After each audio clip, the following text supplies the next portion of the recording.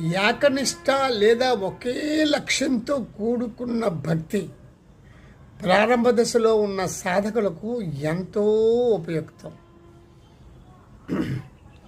లక్ష్మీనారాయణుడు, జానకిరాముడు ఒకే పరమాత్ముని రెండు వేర్వేరు స్వరూపాలు అని మీరు తెలుసుకోవాలి. అయినప్పటికీ పద్మనేత్రుడైన రాముడే నాకు సమస్తం అని రామాయణంలో హనుమాన్ వక్కాణించాడు.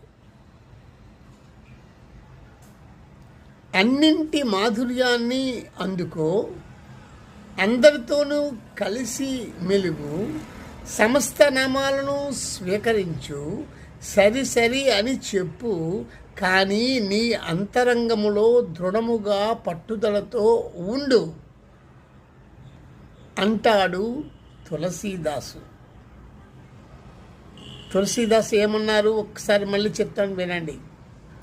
అన్నింటి మాధుర్యాన్ని అందుకో, అందరితోనూ కలిసి మెలుగు, సమస్త నామాలను స్వీకరించు, సరి అని చెప్పు, కానీ నీ అంతరంగములో దృఢముగా పట్టుదలతో ఉండు అంటారు తులసీదాసు.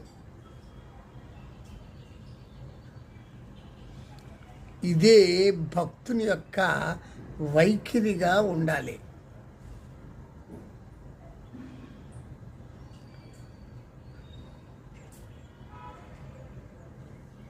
హనుమాన్ ఏమన్నారు? స్వరూపాలన్నది నాకు తెలుసు, అయినప్పటికీ పద్మనేత్రుడైన రాముడే నాకు సమస్తం అని రామాయణంలో హనుమాన్ వక్కాణిస్తాడు.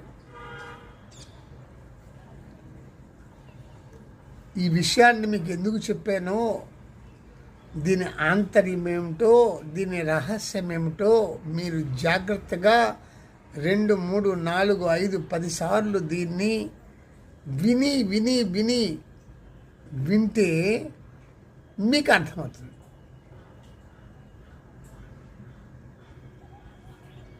ధన్యవాదాలు.